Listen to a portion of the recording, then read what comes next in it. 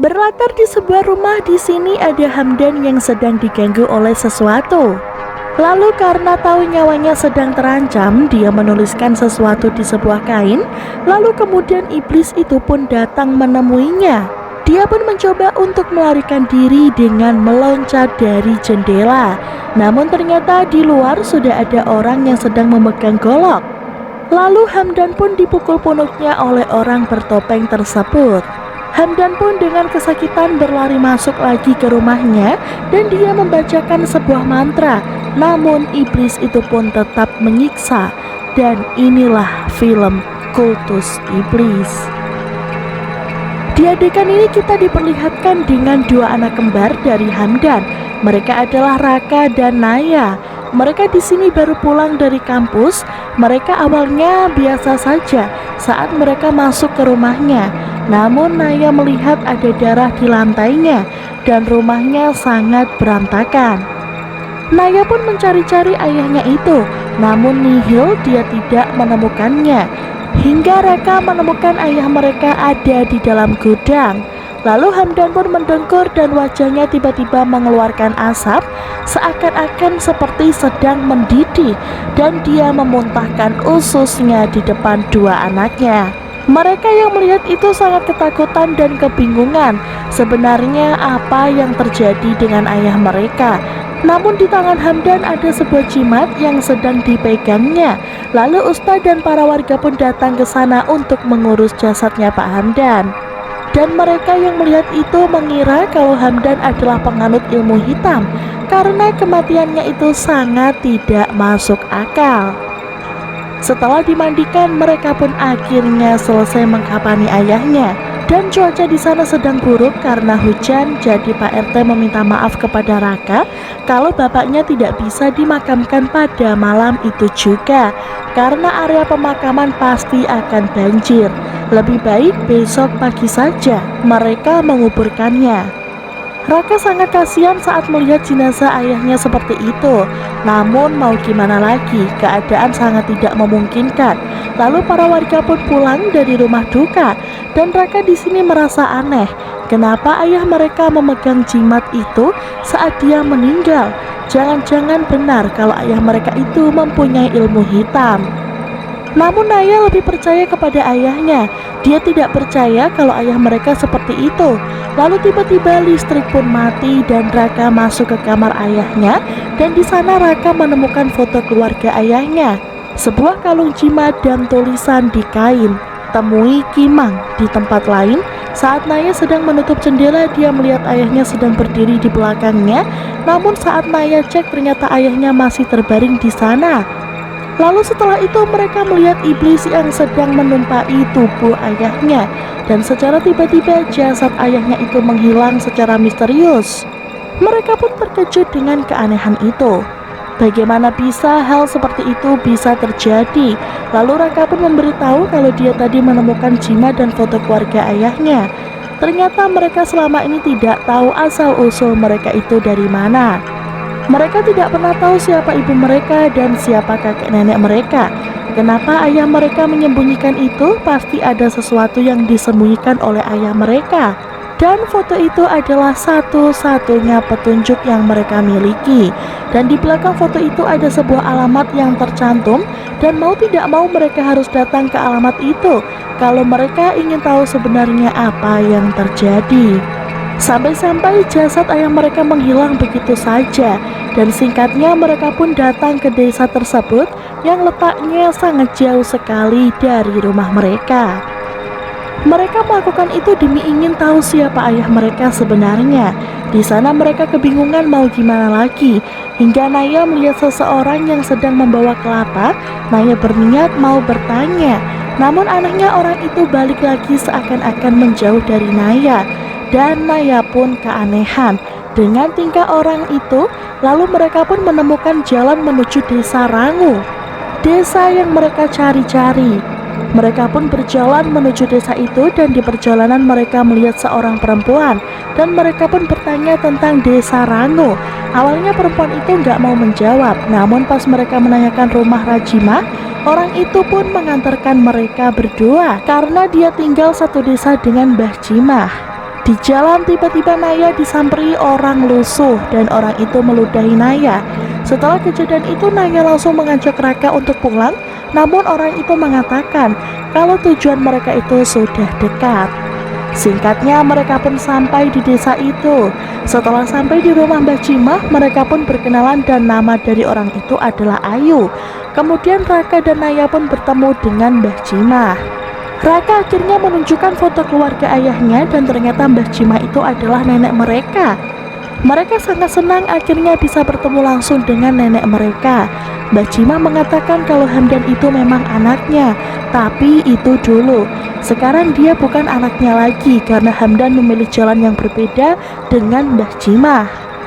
Raka pun mengatakan kalau ayah mereka itu sudah meninggal dan jasadnya hilang diambil oleh sesuatu. Mereka ingin tahu siapa sebenarnya ayah mereka, namun Mbah Cimah mengatakan sebaiknya mereka tidak usah tahu, tapi Raka dan Naya kekeh ingin tahu fakta yang sebenarnya. Lalu Mbah Cimah mengatakan kalau mereka ingin tahu semua jawabannya, mereka harus nginap di sana selama 2 hari, karena 2 hari lagi akan ada perayaan panen desa. Semua orang akan datang ke sana dan di sana Raka dan Naya akan menemukan semua jawabannya. Mereka pun diberi kamar oleh Mbah Cimah. Raka di kamar bapaknya yang dulu dan Naya di kamar adik bapaknya yang bernama Wulan. Mereka bingung kenapa ayah mereka tidak pernah membawa mereka ke nenek mereka, dan mereka kebingungan kenapa Mbah Cimah tidak mau menceritakan apa yang sebenarnya terjadi. Mereka mengira kalau rahasia ini lebih besar dari apa yang mereka kira. Mereka takut ayahnya benar-benar memiliki ilmu hitam. Singkatnya, saat Naya sedang tidur, dia tiba-tiba berada di sebuah goa. Dia di sana mendengar ayahnya yang meminta tolong. Dia pun mencari-cari asal suara tersebut hingga dia menemukan banyak sekali tengkorak di dalam goa itu. Lalu kemudian Naya pun dibangunkan oleh Raka. Naya tiba-tiba ada di luar rumah. Dia pun menceritakan goa itu kepada Raka. Naya meyakinkan Raka kalau itu bukan mimpi. Raka kemudian membawa Naya masuk ke dalam. Lalu kemudian Mbah Cimah memberikan mereka makan daging. Namun ternyata Raka itu adalah vegetarian. Dia tidak makan daging, jadi yang makan daging itu hanya Naya saja. Naya sedikit keanehan dengan rasa daging itu, dan saat Cimah keluar, Naya mengatakan kalau dia nggak betah lama-lama di sana. Namun Raka kembali meyakinkan Naya kalau setelah mereka menemukan semua jawabannya, mereka akan langsung pulang dari desa tersebut. Siangnya mereka pun jalan-jalan di desa itu dan mereka bertemu dengan pria saat di jalan kemarin.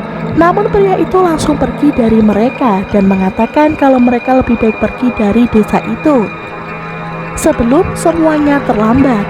Setelah itu mereka pun melanjutkan perjalanannya hingga mereka pun tiba-tiba terpisah.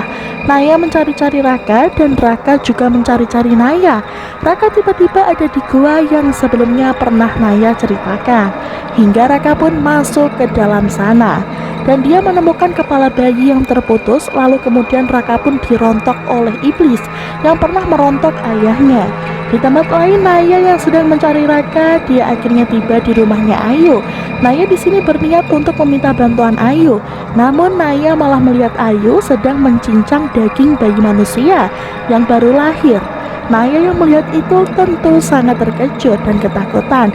Ternyata Ayu itu adalah seorang psikopat. Kemudian Naya pun berlari menuju hutan hingga akhirnya Naya pun masuk ke dalam sebuah lubang.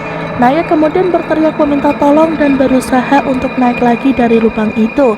Tapi dia melihat kelapa yang tiba-tiba berubah jadi kepala ayahnya. Lalu datanglah pria yang tadi dan menolong Naya.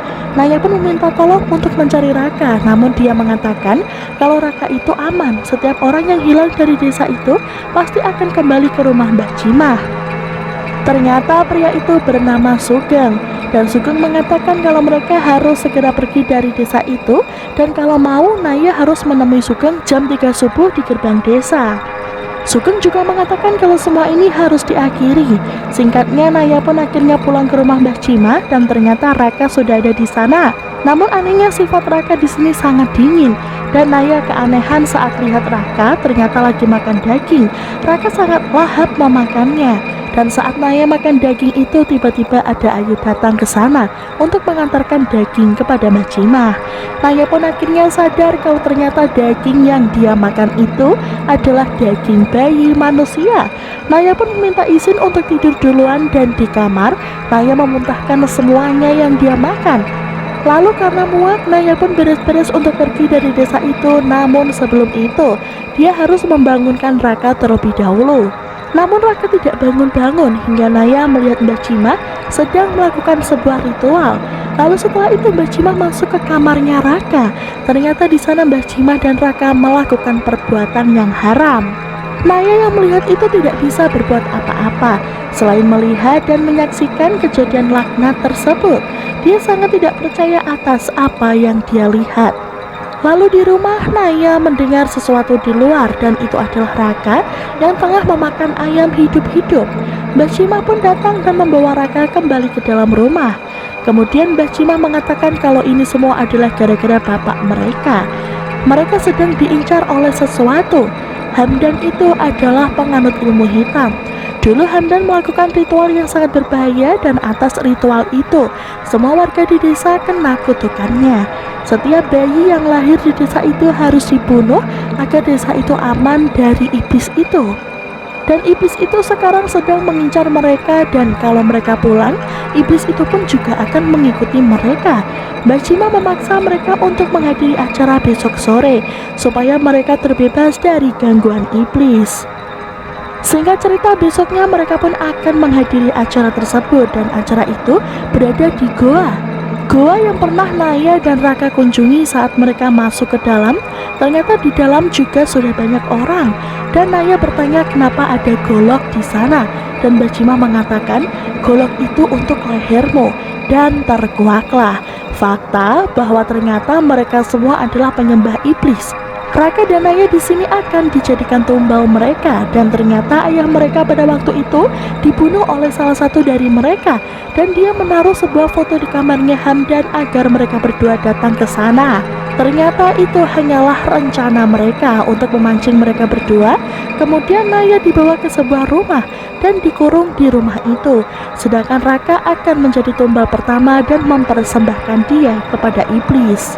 Naya kemudian ditolong lagi oleh Sugeng dan membawa Naya lari dari mereka. Namun mereka malah terpojok. Sugeng menyuruh Naya untuk menghitung sampai 100. Setelah itu dia harus mengikuti kain putih di pohon. Lalu di sana ada rumah, dan Naya akan aman di dalam rumah itu. Setelah menghitung, Naya pun mengikuti perintahnya Sugeng hingga akhirnya dia pun sampai di rumah itu. Dan ternyata di sana ada orang lusuh yang di awal tadi yang pernah meludahi Naya, dan orang itu adalah ibunya Sugeng. Kemudian si ibu pun menjelaskan semuanya rahasia tentang keluarga Naya dan rahasia desa itu. Ternyata ibu itu adalah orang yang nolong Hamdan kabur dari desa itu. Semua warga di sana itu penyembah iblis, dan mereka diharuskan untuk melakukan perkawinan sedara, dan setiap anak yang lahir cacat dari perkawinan itu akan ditumbalkan kepada iblis. Kalau ada yang selamat dari pertumbalan itu, besarnya anak itu harus menikahi saudaranya sendiri, dan anak mereka harus ditumbalkan. Dan anak yang terlahir sempurna akan menjadi wadah selanjutnya untuk iblis itu. Dan dia juga akan menjadi pemimpin persembahan berikutnya. Dan itu yang sedang dilakukan oleh Mbah Cimah kepada Raka. Dan ternyata Wulan itu adalah ibunya Naya dan Raka, adik dari bapaknya sendiri. Dan waktu itu Hamdan meminta bantuan kepada ibu itu karena dia berniat membawa kabur Raka dan Naya dari desa itu. Dia sangat tidak tega kalau anaknya itu bernasib sama seperti mereka. Lalu si ibu menyuruh Hamdan untuk menemui orang yang bernama Kiwang. Dia bisa melindungi Raka dan Naya. Kemudian di goa, Sugeng berhasil ditangkap oleh mereka, dan Mbah Cimah menyuruh mereka untuk membakar Sugeng hidup-hidup. Sugeng pun mati dibakar oleh mereka. Di rumah, si ibu memberikan jimat kepada Naya, dan ternyata itu adalah jimat untuk melawan iblis itu. Lalu setelah itu mereka berhasil menemukan Naya, dan Naya berhasil ditangkap oleh Raka yang sedang dirasuki iblis. Naya di sini akan ditumbalkan, namun Naya menempelkan jimat itu hingga mereka semua yang di sana tiba-tiba kesakitan, dan mereka melukai dan membunuh diri mereka sendiri. Mbak Cima kemudian dikadek kepalanya oleh Naya dan akhirnya semua orang yang di sana pun tumbang menyisakan Raka dan Naya. Besoknya mereka pun meminta bantuan untuk membawa mereka pergi dari tempat itu, hingga akhirnya mereka pun berhasil keluar dari desa tersebut. Naya sangat bersyukur, akhirnya semuanya selesai dan di sini Raka melihat tusuk ikan. Lalu singkat cerita, saat Raka berada di sebuah bus, dia membantai semua orang yang ada di dalamnya dengan sangat brutal. Dan ternyata iblis itu berhasil masuk ke dalam tubuhnya Raka. Kini Raka adalah wadah bagi iblis tersebut. Dan ternyata Naya tergeletak mati di bawah jembatan karena Raka menusuk leher Naya menggunakan tusuk ikan saat mereka akan pulang dari sana.